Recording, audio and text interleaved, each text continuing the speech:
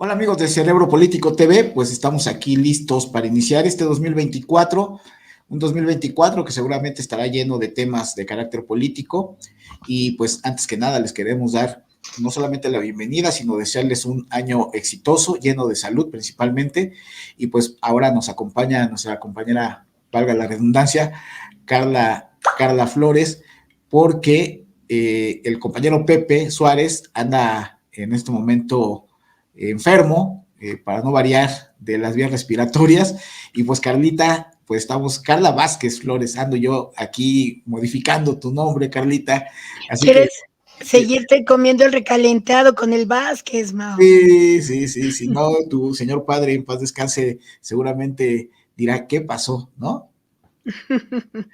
Mao, qué gusto saludarte. Un abrazo, un beso a Pepe, de esos sanadores que esperemos que esté bien. Ahorita todo el mundo anda enfermo.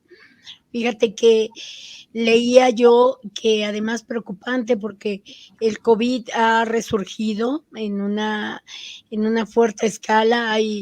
Los hospitales están llenos de esto, pero pues es parte de la época, ¿no, Mao? Nada más espero que no haya bajas. Sí, el gran problema que tenemos, estimada Carla, es precisamente que se presentan estos cuadros que lamentablemente muchas veces se ve incompetente ya el sistema de salud para tratarlo, ¿no? Entonces, Pero pues no, obviamente es el problema, porque el volumen de atención es muy grande, toda vez que pues no estamos acostumbrados nosotros a tener un autocuidado y luego una vez que uno está enfermo, a tener los elementos de protección para no contagiar, ¿no? Entonces, aunque pues, no quieras, muchas veces circulando, ahí andas pues exponiéndote, ¿no? Ese es un problema muy serio. Ojalá y como bien comentas, no se repita pues el problema de la pandemia. Así que, pues el día de hoy, Carlita, vamos a empezar con un tema que me parece que es muy relevante porque se cumplen 3 décadas de la aparición del EZLN. Esta aparición la quisimos tomar como parte del proceso rumbo a la presidencia del 2024, porque sin duda marcó un precedente en el país, un precedente que nos permite a 30 años de distancia reflexionar sobre los diferentes temas que pusieron en la palestra el ejército zapatista y pues la sociedad civil en su conjunto, ¿no? Y creo que esto nos va a permitir, Carla, el precisamente ver rumbo al 2024 y lo que hemos vivido ya con un gobierno como el de Morena, ver cuáles son precisamente los débitos que se tienen en todo el país y especialmente en el sureste. Si te parece bien, pues ese sería el tema del día de hoy. Y en el contexto, tenemos preparado presentar 2 minutos y medio de lo que fue, bueno, es un documental que fíjate qué curioso, Epilmen Ibarra hizo ese documental y pues obviamente en estos 2 minutos y medio creo que queda muy claro lo que sería el contexto precisamente de esta presentación del EZLN. Entonces, sin más preámbulo, vamos a la presentación y posteriormente ya al análisis correspondiente, Cardita. vamos.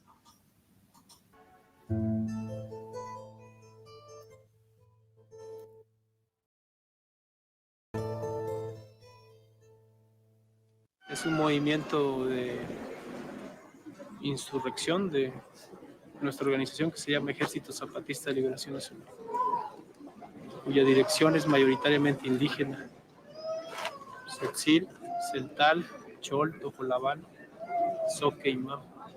Nosotros pensamos que estuvimos aislados todos estos años porque mientras en el resto del mundo se iban dando rebeliones contra dictaduras o supuestas dictaduras, y esto era visto con lógica, en este país empezaban a avanzar una serie de medidas pues dictatoriales, ¿no?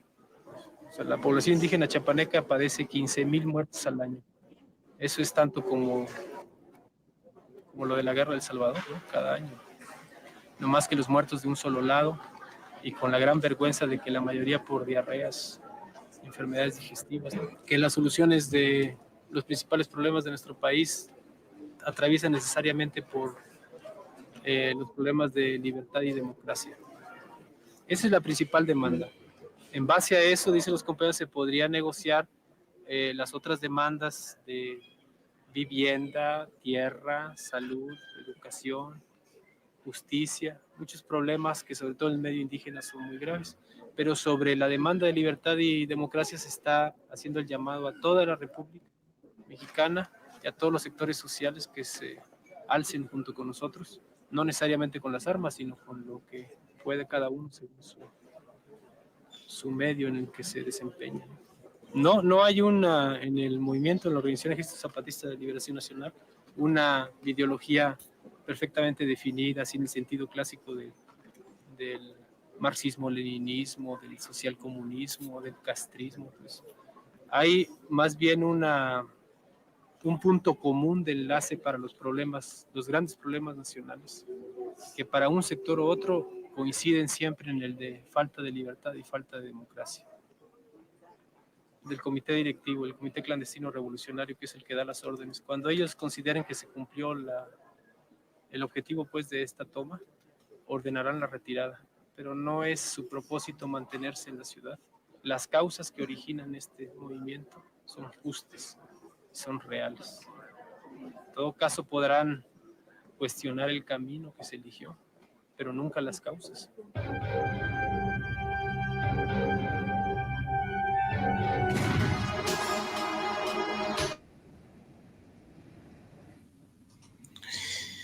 Pues es la parte introductoria, estimada Carla, respecto a lo que fue precisamente este movimiento que surge el 1 de enero del 1994.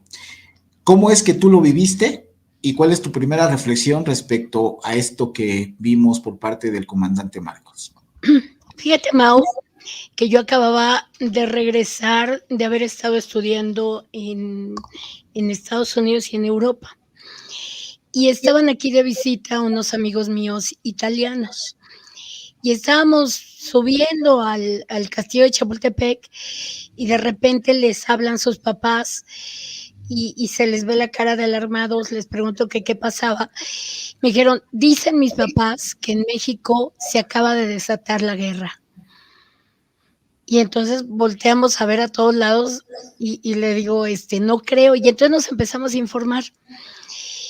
Y conocer y reconocer el movimiento de Samuel Ruiz, del subcomandante Marcos, de la comandanta Ramona y de todos esos, te hacía, a mí por lo menos me daban ganas de colgarme el asadón en la espalda e irme a Chiapas. Y lo hicimos a través de Organización Masónica Mexicana. Estuvimos allá con Samuel, estuvimos con Marcos y tuvimos la oportunidad junto con el ahora senador César Cravioto y un destacado doctor poblano. Tuvimos la oportunidad de estar allá en Chiapas y de poder platicar con estos personajes. Sin duda, el retraso en el que se mantenía a todas estas comunidades originarias chiapanecas y que siguen estando en la misma situación, se tenía que evidenciar y se tenía que sacar. Marcos abre una estrategia que fue formidable, porque así como yo, que no sabía qué era lo que pasaba, los primeros en enterarse eran los europeos, los alemanes, los españoles, incluso los argentinos, los chilenos, antes de que se hubiera destapado aquí en México. Esta estrategia fue genial porque de ser un grupo beligerante, como se le pudiera haber tomado, tuvo el rumbo y tuvo la denominación de ejército. Y gracias al reconocimiento mundial, porque además todos los países que tenían conocimiento de esto empezaron a manifestarse a favor de todos estos cambios que se pedían a través del ejército zapatista. Sí, fíjate que esta parte del contexto creo que es muy importante señalar que a 3 décadas, lamentablemente, esta parte del sureste no ha cambiado en el fondo. Y esto debemos decirlo de manera contundente porque no importan las formas, de todas maneras, los gobiernos insensibles, incluyendo hablo en el sentido de los resultados en relación al EZL, porque muchos de la gente que actualmente está en el gobierno iban precisamente allá a sacarse la foto, a estar supuestamente con ellos, pero a la postre les dieron la espalda. Tan es así que hubo un rompimiento del movimiento de López Obrador con el EZLN o el EZLN con el de López Obrador. Sus causas, pues obviamente platicaremos al ratito de ello, pero en realidad lo que tenemos es que muchos partícipes de la política en el sistema de partidos se vieron beneficiados de aquella, entre comillas, izquierda, precisamente con estas poses alrededor del EZLN. Esa es una realidad. A nivel internacional también hay que reconocer que hubo gente solidaria, pero también hubo el turismo guerrillero, le llaman, ¿no? El turismo bélico. También eso es cierto, porque no solamente pasó en Chiapas, pasó en El Salvador, en diferentes lugares donde pues de repente esta idea revolucionaria que tenemos los seres humanos nos llevan a esos caminos insospechados sin saber realmente cuál es tu participación activa, ¿no? Es decir, es tu presencia, pero luego, ¿qué más aportas? Eso es algo muy importante, porque en realidad este tipo de movimientos, pues lo que tendrían que tener como soporte finalmente son en este caso, sus demandas que lamentablemente después de 30 años, Carla, no han podido subsanarse como debiera ser en plenitud, después de un movimiento tan fuerte, tan sólido, tan grande, ¿no? En aquella época yo recuerdo que nos puso, creo que de manera vergonzante, en conocimiento de lo que estaba sucediendo en Chiapas, 2 o 3 reportajes de Ricardo Rocha, que fueron transmitidos en Televisa, en un contexto donde la bonanza, donde el crecimiento económico, donde ya pensábamos que éramos un país de primer mundo, que habíamos salido del tercer mundo, y nos puso contra la pared antes de finalizar el sexenio de Salinas de Gortari. Planeado o no, con alguna acción incluso dentro del propio priismo, no sabemos en realidad cómo habrá sido y hasta la fecha la situación, pero en ese contexto de bonanza de país, pues nos presentaron la contracara, la pobreza extrema de esa naturaleza, pues muy dolorosa para muchos de nosotros. Solamente Chiapas no, pues obviamente que lo estamos viendo actualmente en Guerrero, bueno, recientemente no solamente con el tema del problema natural que sufrió Guerrero del ciclón, sino que adicionalmente, pues todo el cinturón de pobreza que nunca se ha erradicado en la zona de Guerrero, lo hemos visto en Michoacán, es decir, toda esta parte del sureste que es la que más, lamentablemente, más ha pagado las consecuencias. Y el presidente dirá, el actual, bueno, pues por eso es que hice el Tren Maya, por eso es que estamos dando los donativos a los adultos mayores, todo eso, es una manera de que él visualiza que supuestamente va a salir adelante esto, pero la realidad a 30 años, Carlita, es que estamos en una condición igual que anteriormente, porque obviamente las demandas crecen. Finalizo mi primer participación con una reflexión. No solamente en el caso de Chiapas fue estas 3 décadas en donde pues esto creció de manera desordenada, el problema de vivienda, el problema de educación, el problema de salud, sino que se adicionaron cosas como las que estamos viviendo la última semana, en Tabasco, ¿no? Y en propio Chiapas, en donde ahora el narcotráfico ha hecho presa no solamente de la población no indígena, sino de la propia población indígena, que es la que ahora forma parte de las filas del narcotráfico, Carla. Es algo realmente pues lamentable porque se duplica lo que ha venido ocurriendo en Guerrero. ¿Cómo ves todo este escenario pues catastrófico, no? Fíjate, Mau, que si hiciéramos un poquito de visión retrospectiva y pudiéramos ver cuándo nace todo este movimiento, nos tendríamos que remontar a aquellos tiempos en donde vino el Che Guevara y Fidel a ensayar lo que era su guerra de guerrillas precisamente en Guerrero. Y cómo estos grupos ya existían y estaban ahí dispuestos a levantarse en cualquier momento. Esto no es de sorprenderle a nadie, es algo que estuvo vivo, que estuvo vigente y que después se transporta a la parte del sureste en Chiapas.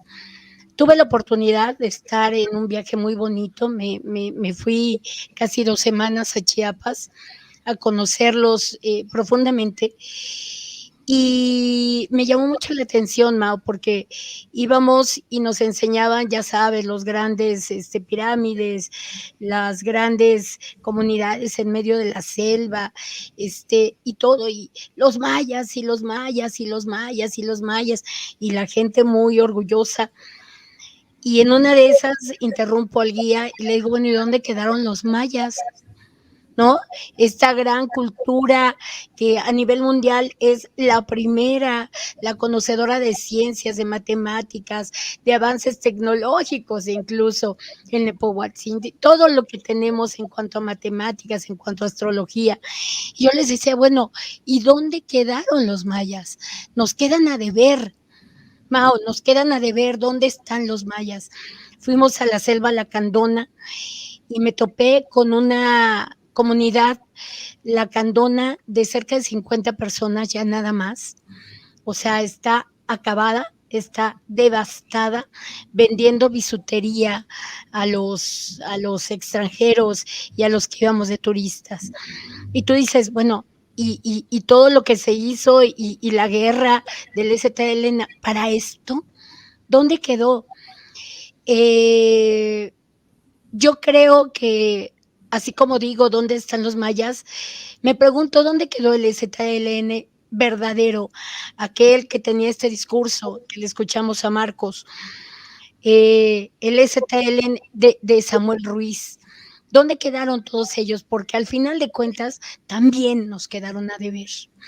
Y ya no hablemos de que esto ha sido a través de 30 años, Mao. Estamos hablando de 5 sexenios y estamos hablando de 3 partidos que han estado en el poder. ¿Y dónde quedan los avances que se tienen que tener legales, humanistas, reales, de salud, de educación, de todas estas comunidades? Mao, nos quedan a deber también los grupos políticos que hemos tenido en el poder. Hoy, escuchando su discurso, que más bien me gusta para nostálgico y para esas canciones de yo te quise mucho, ayer fui lo mejor y ayer, pero hoy no tenemos nada, no hay nada. Tú mencionabas el Tren Maya. Híjole, yo creo que lo que le hizo falta a este sexenio, en primer lugar, fue un gran plan de crecimiento general. No solamente es hacer un trenecito, es la educación, es la salud, son las necesidades de la gente, es la inversión, es el cambio. Y todos estos movimientos, Mau, como bien lo dijiste, encontraron tierra de cultivo todos aquellos que se dedican al narcotráfico. Yo creo que hoy por hoy me siento muy desilusionada, pero se debe de decir con todas sus letras, nuestro narcoestado ha dejado mucho que desear.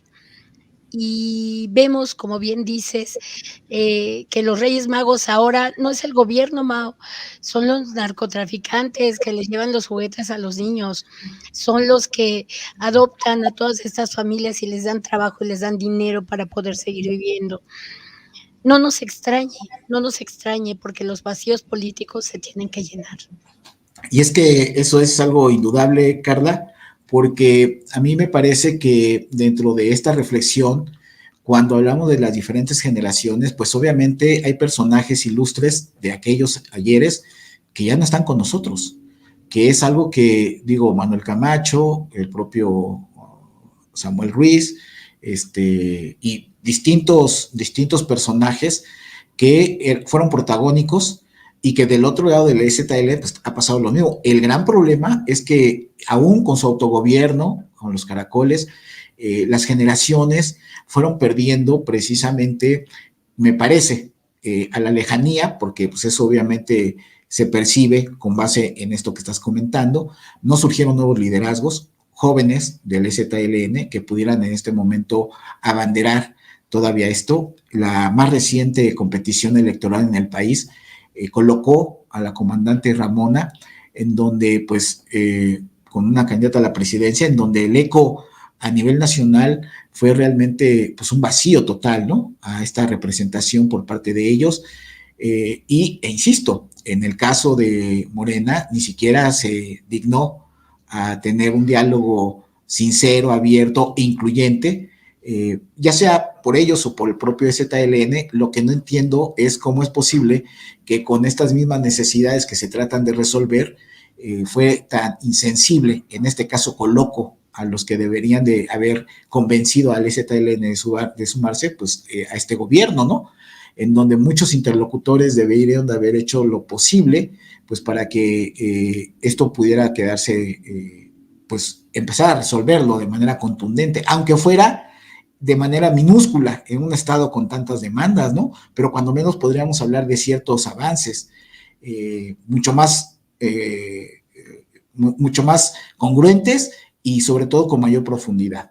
En aquel entonces, dice Marcos en esta intervención que hace, dice, se mueren aquí 15,000 chiapanecos año con año en esa zona indígena, porque siguen muriendo de enfermedades infectocontagiosas. Él habla de enfermedades gastrointestinales, ¿no? Pero en realidad, en un país donde ya a nivel internacional todos los países habían resuelto el problema de las enfermedades infectocontagiosas, en el caso de ellos, de este país, apenas estábamos tratando de ver cómo resolvíamos estos asuntos.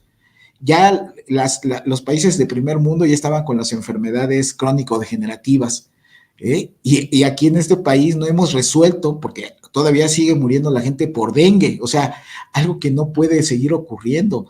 El problema de muerte por maternidad, otro asunto importante, el tema de estas enfermedades gastrointestinales, ¿no? Entonces, todo esto nos lleva a que el discurso político está por acá, pero la realidad se encuentra subsumida en una situación completamente distinta. Y ahora, con esto que comentas de los Reyes Magos, vimos cómo en Jalisco, el cártel Jalisco Nueva Generación llega a un municipio a plena luz del día a entregar todo lo que son los juguetes para la población, porque es un vínculo que trata de hacer el narcotráfico con la propia sociedad para llenar esos vacíos, ¿no? Entonces, en realidad, ahora que nos damos cuenta después de 30 años, porque 30 años es un tercio de siglo, pues es triste ver que algo que pudo haber tenido una mayor contundencia para que las políticas públicas y los gobiernos distintos fueran mucho más productivos en el quehacer de su trabajo, ¿no? Concluyo esta segunda participación. Es increíble que tuvimos a un gobernador como el Güero Velasco en Chiapas después de haber tenido precisamente esto, ¿no? O sea, este es nuestro México surrealista, estimada Carla. Si quieres, antes de tu participación, hay algunos mensajes, si fueras tan gentil, si puedes leerlos, porque a mí me quedan distantes, no sé si tengas oportunidad tú. Claro que sí, Mau, claro que sí. A ver, ¿le podemos pedir a producción que la suba? Ahí está. Muy bien.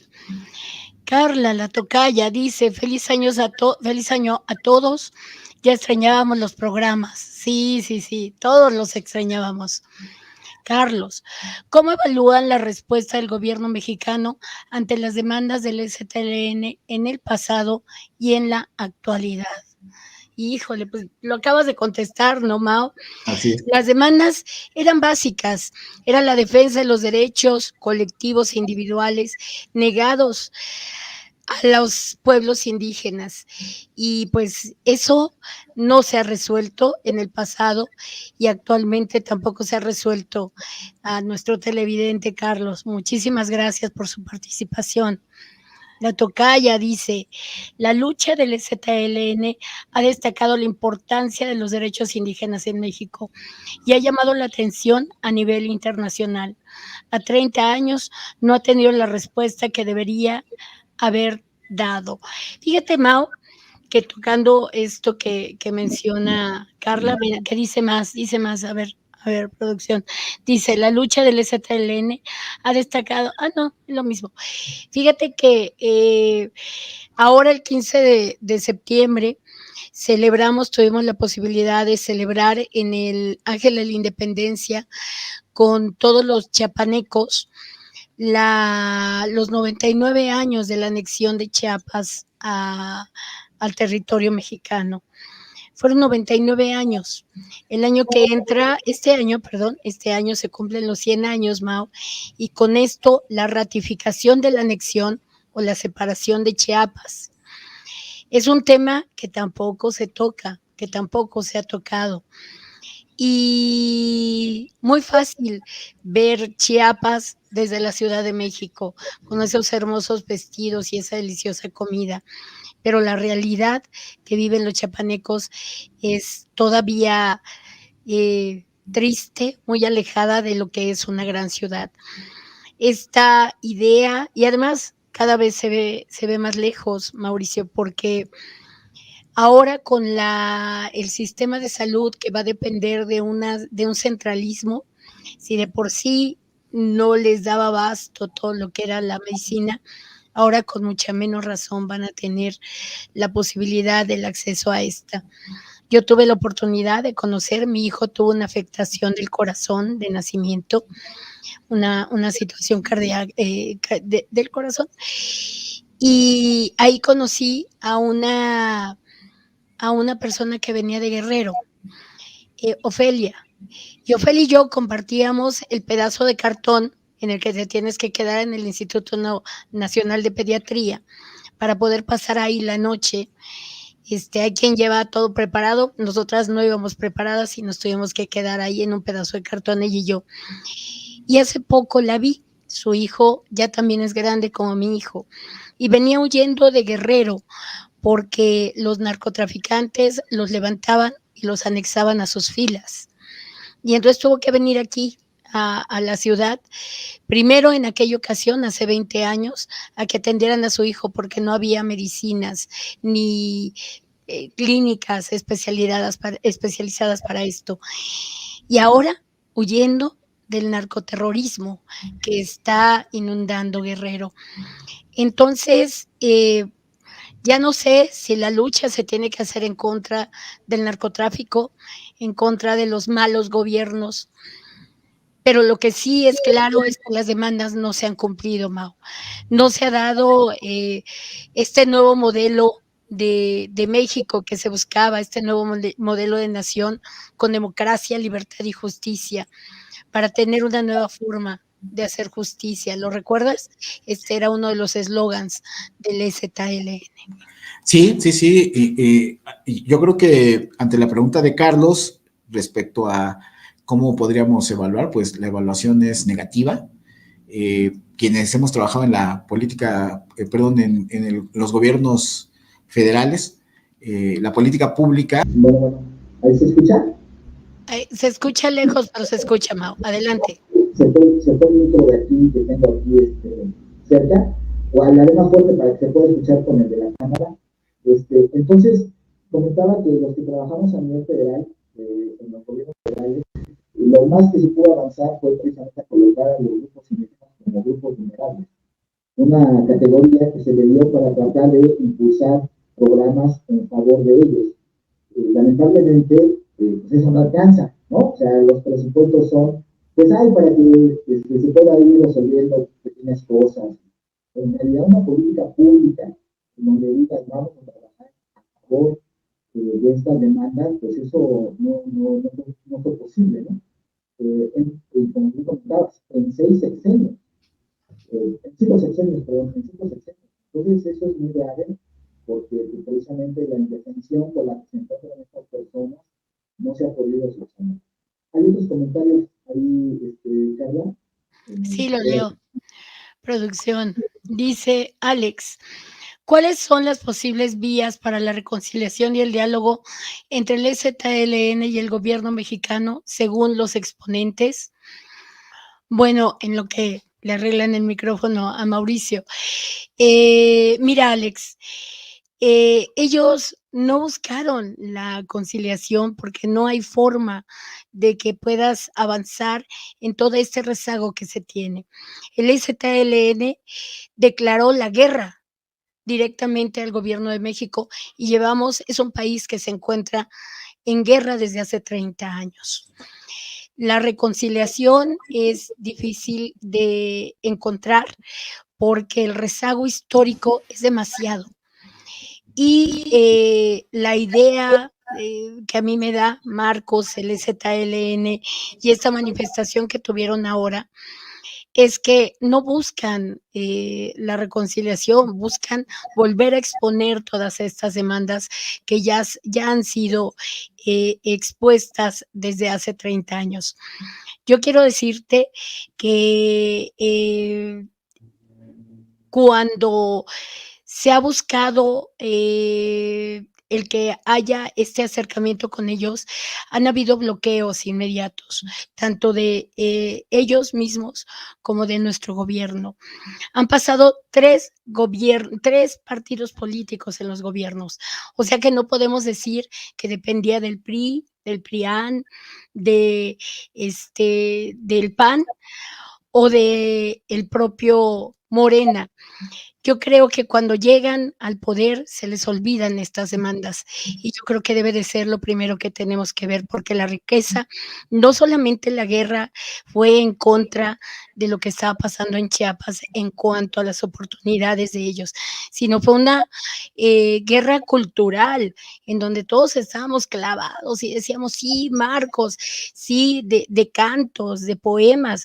El propio Marcos es un poeta reconocido a nivel mundial, y otros muchos. Entonces, la revolución no es un solo aspecto, son muchos aspectos. Y algo también para destacar, Carla, fue precisamente que dentro de este marco referencial, pareciera que el propio sistema funciona tan bien que fue capaz de disolver al propio EZLN, ¿no? Mira, por acá en la Colonia Obrera existe una cafetería que es la Cafetería Ramona. Aquí se instauró en la parte norte de la colonia esta cafetería. Hay otra en la Colonia Doctores del EZLN y son espacios, pues, culturales, espacios abiertos, ¿no? Para la discusión de cualquier tipo. Obviamente tuvimos tan cerca al Ejército Zapatista aquí, pues estamos aquí a unas calles, que pues ilusionó a muchas personas, ¿no? En ese sentido, ya sabes, lo mismo que pasó yendo a Chiapas. Pero ha habido tal disolución del asunto que pues cada vez que uno lo frecuenta, pues no aprecias tanto el movimiento político, ¿no? Se ha convertido más en una gesta de carácter cultural, y obviamente pues venta de café, venta de gorras, de playeras, de ese tipo de cosas, pero ya el hablar acerca de lo que pudiera hacer o rehacer el EZLN en los tiempos actuales, pues prácticamente ya no, ya es algo ya fuera de lugar, ¿no? Creo que sucumbió el propio movimiento ante el propio sistema que fue capaz de comérselo. Y tan es así que, insisto, es poco creíble, pero además es algo notable, que los indígenas, hay en el documental de Pigmenio Ibarra, ¿no? Que se llama Al centro de la selva, ahorita que nos diga el productor bien cómo se llama el documental, en ese momento, en una parte se habla acerca de que no puede haber la intromisión de drogas a la zona de los caracoles. Triste realidad, ¿no? Cuando estamos viendo precisamente esto, ¿no? Ese es algo muy importante que hay que destacar porque si no, pues nosotros no podríamos dar respuesta precisamente a esto que ha acontecido en los tiempos recientes, en donde el narcotráfico ha podido permear incluso ante estas poblaciones. Y no solamente son esas poblaciones, Mau, si nos adentramos a las necesidades de los pueblos indígenas aquí en la ciudad, vemos cómo tratan a los triquis, a las mazaguas, a todas estas personas que vienen buscando la oportunidad que obviamente no tienen en sus tierras. no hay este apoyo. Yo recuerdo, fíjate, Mao, que cuando estuve trabajando en IASIS, de repente, y digo, no es publicidad, porque no es publicidad, nuestro jefe de gobierno, que era Marcelo Ebrard, nos instruía para que no hubiera este tipo de personas y se buscaban terrenos en donde ellos pudieran pernoctar, en donde ellos pudieran estar. Actualmente ya no existen. Actualmente este apoyo se les ha limitado. En los pueblos originarios de San Jerónimo, de Iztapalapa, de Xochimilco, se les ha puesto en línea para que solamente puedan sus líderes tener un pago, y con eso se conforman. Entonces, ¿cuál lucha, Mao? ¿Cuál lucha? Porque debería de ser una lucha aparte. Yo te pregunto, ¿cuál representación? ¿Realmente las que se visten ahí con sus trajes típicos en la Cámara de Diputados o en la Cámara de Senadores representan a los pueblos originarios? ¿En serio? Yo no lo creo, Mao. Yo no lo creo. Yo creo que más bien así como los curas traen sus trajes Armani abajo de la sotana. Sí, ahora aquí entramos en una reflexión de carácter sociocultural, Carla, respecto a precisamente a lo que el sistema ha hecho precisamente con todo estas personas, ¿no? Que las fue desapareciendo paulatinamente. En el caso de la Ciudad de México, como bien señalas, existen las etnias que vinieron, ¿no? Por necesidad acá y que han sido cooptadas por el propio sistema y se han ido culturizando de acuerdo a lo que ellos están viviendo en la Ciudad de México. Ya están en la cuarta o quinta generación. Recuerdo que en los 70s las mazahuas que estaban en la Alameda Central, que vendían principalmente pues manzanas y nueces, ¿no? Que estaban ahí, pues obviamente todo el descrédito que ellas vivieron, pues sus diferentes generaciones han ido renegando de su propia cultura. Yo conozco gente que dice, no, yo por eso estudié, ya no quiero estar en esas circunstancias que estuvo mi abuela, ¿no? Exactamente. Y entonces forman parte de la nueva cultura de indígenas integrados, ¿no? Y que pues obviamente rompen con todo aquello, porque todo aquello fue adverso, fue tan adverso que precisamente lo quieren ocultar, no es algo que les plazca, que les produzca el placer, que en ese momento puedan ellos el poder presumir, ¿no? Entonces, esa es la realidad de un sistema que tenemos en donde hemos desvalorizado todo esto de cada una de las diferentes etnias y sus lenguas. Y pues obviamente que esa lucha nos ponía en una condición diferente de visualizar de manera distinta las cosas, pero vimos que a 30 años, pues lamentablemente, esta es la realidad, ¿no? Esta es la realidad.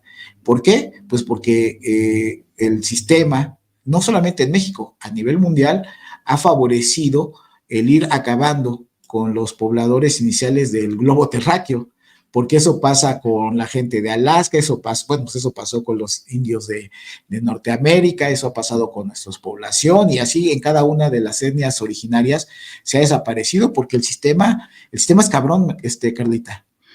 Así es, Mau. Y no, yo creo que sí, bien lo dice, yo creo que sí está en el plan general de los gobiernos acabar con esto, porque pues no se le ve representación y no se le ve avance, y esa es la realidad. Y es nuestra cultura, Mao, es nuestra cultura. Y mira, ahí te va otro dato curioso de Marcelo Ebrard. Nos obligó a todo el gobierno de la Ciudad de México a estudiar náhuatl. ¿Sabes cuántos recibieron su diploma de náhuatl?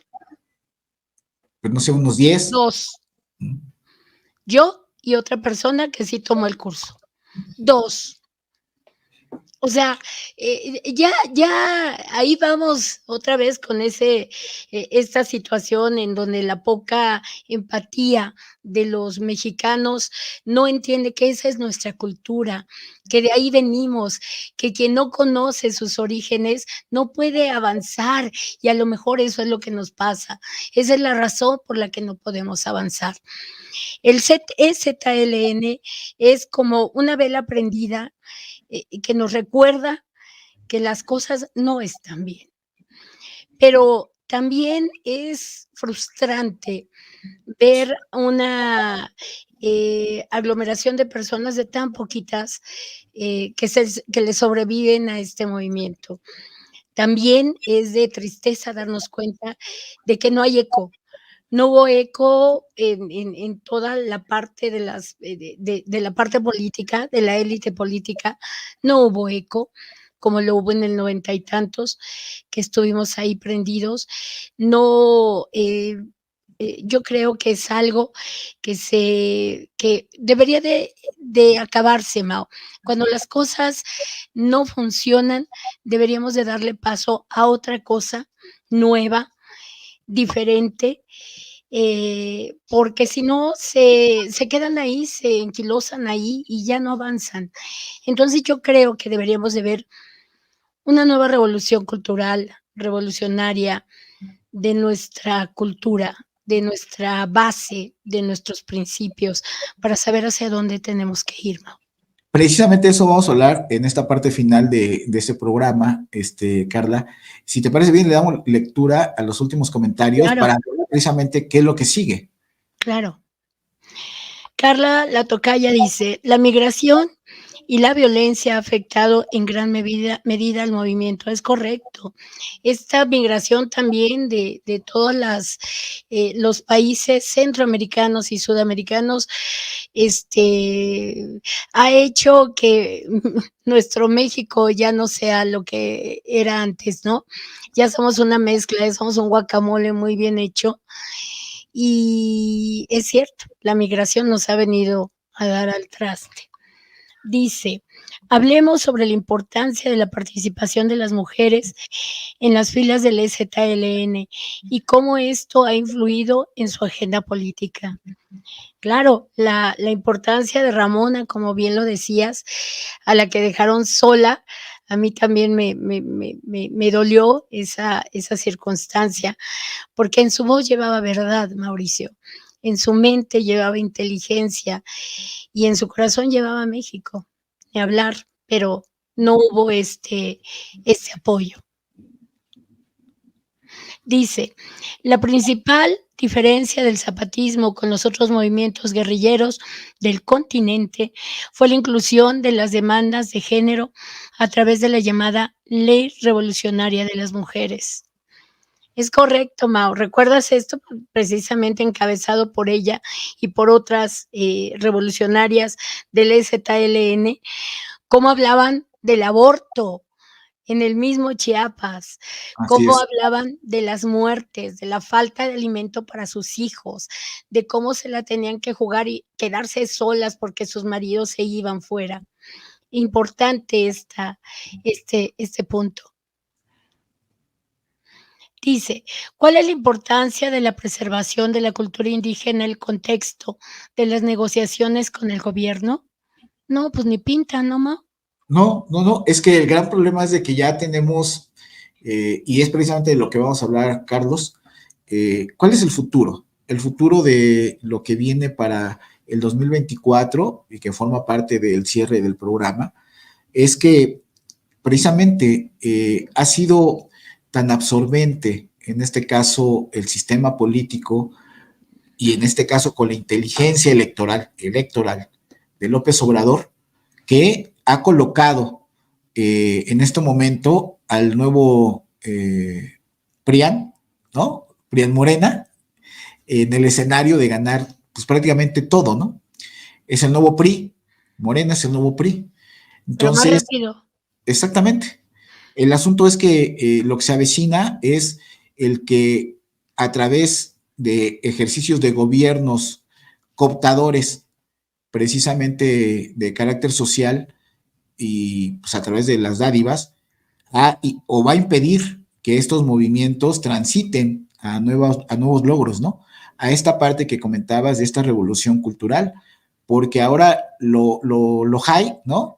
Para todos los jóvenes es sentirse que son, entre comillas, del gobierno de Morena de izquierda, pues con este aprendizaje, y el aprendizaje de ellos es, tenemos que tomar al gobierno para entonces ser quienes administremos de la manera como queramos el presupuesto de federal encaminado a las dádivas, ¿no? Y a este beneficio electoral, porque eso es lo que ha venido sucediendo.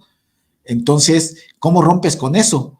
Cuando los jóvenes que ahora han sido beneficiados con Jóvenes Construyendo el Futuro o con las becas escolares, con las cuales no estoy en desacuerdo, sino más bien en la forma como se manejan, que ese es el tema. El tema no es, claro, el tema no es la inversión del dinero en cuanto a programas sociales, es el uso clientelar de ellos y que además pues, de carácter universal que no permite realmente sacar adelante a la gente que menos tiene. Esa es la gran discusión entre quienes pensamos que sí debe haber un presupuesto destinado a ello, pero de una manera diferente, no con uso clientelar, como se ha venido haciendo, ¿no?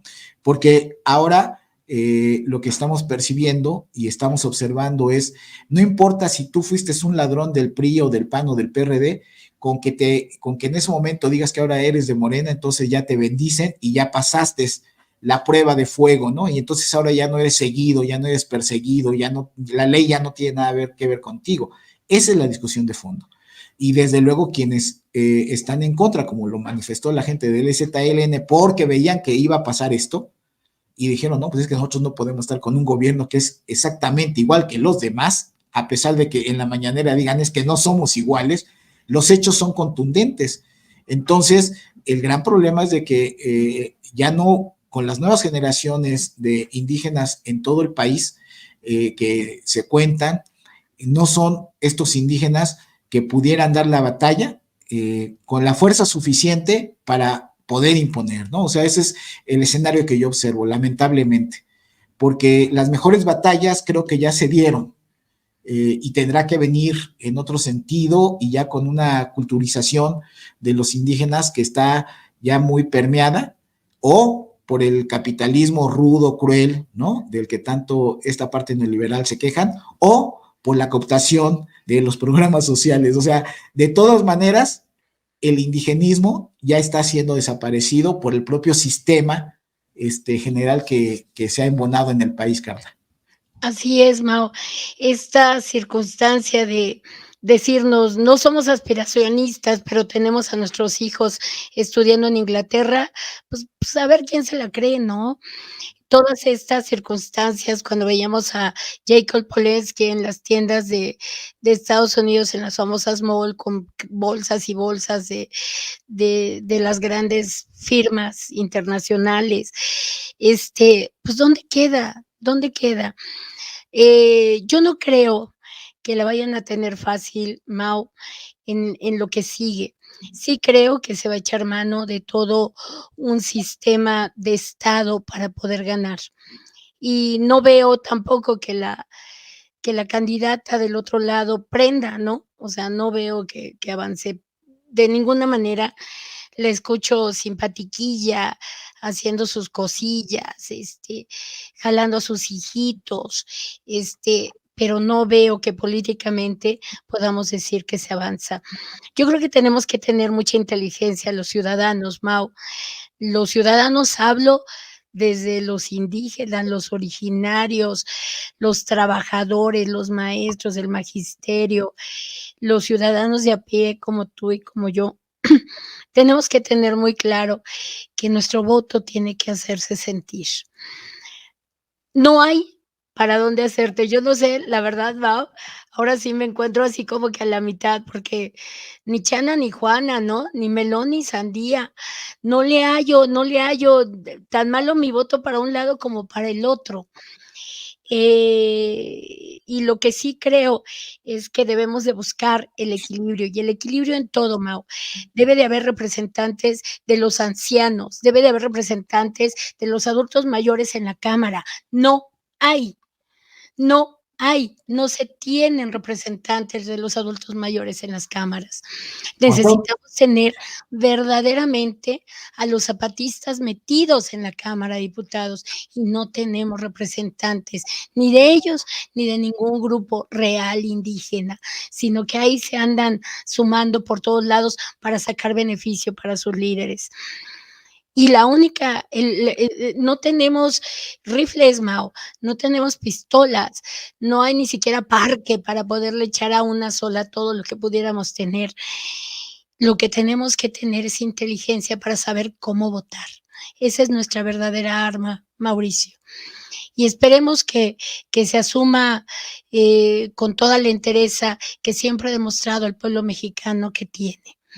Yo espero que estos 30 años del EZLN se conviertan en un gran aprendizaje de lo que sí, de lo que no y de lo que viene.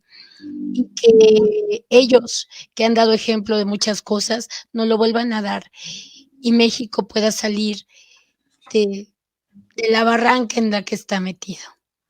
Sí, problema serio, problema serio. Creo que el panorama no pinta bien para todo lo que es esta parte de la lucha del EZLN. Fíjate, ellos hablaban de que el tronco común era libertad y democracia, entendiendo como qué, ¿no? Porque podemos decir, como dice don Peje en la mañana, es que hay libertad y todos los días hay libertad y esta misma semana, bueno, la semana que acaba de pasar, exhibe a Grupo Fórmula, no, el fin de semana, exhibe al Grupo Fórmula a través de un reportero que le hace una pregunta y dice, a ver, le toma el micrófono y le dice, es que aquí los dueños de este medio, aunque nos acerquemos a ellos, siempre van a decir que Ciro Gómez Leiva no puede ser despedido porque está en el ejercicio de su libertad. O sea, y más allá de la insinuación de un acto autoritario, pues no puede haber exhibido por él mismo, ¿no?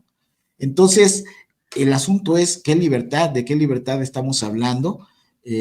La democracia circunscrita a la votación, la democracia en los grupos indígenas que todavía se siguen asesinando por pleitos ancestrales o familiares o religiosos o de tierra, que eso en cada una de las comunidades alejadas de las ciudades sigue existiendo, Carla, y los gobiernos dejan los actos en la impunidad, dejan que ellos resuelvan, los dejan a la indefensión, todo lo que ha sido en ese sentido cooptado, insistimos con el asunto del narcotráfico, donde toman sus tierras, donde toman sus casas, donde tienen que irse de esos espacios, de sus hábitats naturales, pero no pasa nada en el país, ¿no?